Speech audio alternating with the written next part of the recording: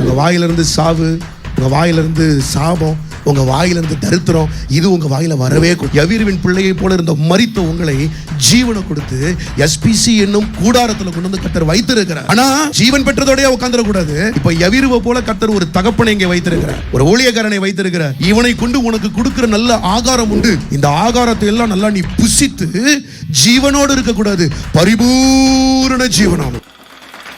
முதல்ல ஜீவனை கொடுப்பார், பேர் எழுதப்படுவது. யவீருவினுடைய மகள் ஜீவனற்றவள், அவளுக்குள்ள ஜீவன் இல்ல, அவ செத்து போனா. இழுத்து செத்து போனா. செத்து போனவள்கிட்ட இயேசு வந்தார், சீஷர்களோட வந்தாரு. அவளுக்குள்ள ஒரு ஜீவனை கொடுத்தாரு. என்ன ஜீவனை கொடுத்தாரு? தளித்தாகுமின்னு சொல்லி எழுந்திருந்தார். சபைக்குள்ள கர்த்தர் சொல்ற வார்த்தை தளித்தாகுமி, நீ எழும்புவாய். உனக்குள்ள கர்த்தர் ஜீவனை கொடுக்கிற. அந்த ஜீவனை கொடுத்த பிற்பாடு யவீருவினுடைய காரியத்துல கர்த்தர் செய்த அடுத்த காரியம் என்னன்னா, இவள் எழுந்து விட்டாள். திருடன் இப்ப இந்த ஜீவனை திருடிட்டு போயிட்டான், கொள்ளடிச்சிட்டு போயிட்டான். யவீரு வீட்டுல இருந்த சந்தோஷ சமாதானத்தை திருடிட்டு போயிட்டான். திருடன் திருடவும் கொல்லவும் அழிக்கவும் வந்தவன் ஜீவனை திருடுனா. ஆனா கிறிஸ்து, அதான் யோவான் 10:10 திருப்பி வாசிங்க. நானோ, அந்த வசனத்தை வாசிப்பா.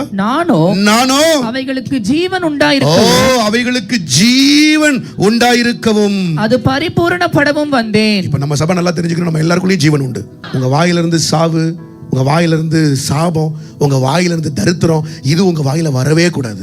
உங்க வாயிலிருந்து வருகிறதெல்லாம் வாழ்வு, ஜீவன், கர்த்தர் கொடுத்திருக்கிற வாழ்க்கை. அப்ப அது வந்துடுச்சுன்னா அடுத்தது கர்த்தர் ஜீவனோட வைக்கல. அநேக சபைகள் ஜீவனோடயே இருக்கு, உள்ள ஒரு சின்ன ஜீவன் இருக்கு, ஆனா அந்த ஜீவனோடயே இருந்து பிரயோஜனம் கிடையாது. கோழி குஞ்சுக்குள்ள ஜீவன் உண்டு, ஆனா குஞ்சாவே இருந்து பிரயோஜனம் கிடையாது. அதுக்கப்புறம் தாய்க்கோழியோட சேர்ந்து அது இரையை கொத்த கொத்த கொத்த கொத்த சாப்பிட அந்த கோழி இப்பொழுது தாய்க்கோழி போலவே மாறி அந்த ஜீவன் பரிபூரண ஜீவனாய் மாறுகிறது. அதான் இயேசு கிறிஸ்து யவீருவை பார்த்து சொன்னாரு, உன் பிள்ளைக்குள்ள இப்ப ஜீவன் வந்துட்டு, 12 வயசு பிள்ளைக்குள்ள ஜீவனை கொடுத்துட்டேன். ஆனா அதோடய அப்படியே அந்த 12 வயசு பிள்ளைய உட்கார வச்சிடாத. அந்த 12 வயசு பிள்ளைக்கு நல்லா ஊட்டம் கொடு, நல்லா ஆகாரம் கொடு, நல்ல போஜனம் கொடு. கொடுக்க கொடுக்க கொடுக்க கொடுக்க கர்த்தர் உங்களை எல்லாம் யவீருவின் பிள்ளையை போல இருந்த மரித்த உங்களை ஜீவனை கொடுத்து எஸ்பிசி என்னும் கூடாரத்துல கொண்டு வந்து கர்த்தர் வைத்திருக்கிறார். ஆனா ஜீவன் பெற்றதோடய உட்கார்ந்துட கூடாது. இப்ப யவீருவை போல கர்த்தர் ஒரு தகப்பனை இங்கே வைத்திருக்கிறார், ஒரு ஊழியக்காரனை வைத்திருக்கிறார். இவனை கொண்டு உனக்கு கொடுக்கிற நல்ல ஆகாரம் உண்டு. இந்த ஆகாரத்தை எல்லாம் நல்லா நீ புசித்து ஜீவனோடு இருக்க கூடாது, பரிபூரண ஜீவனாகும்.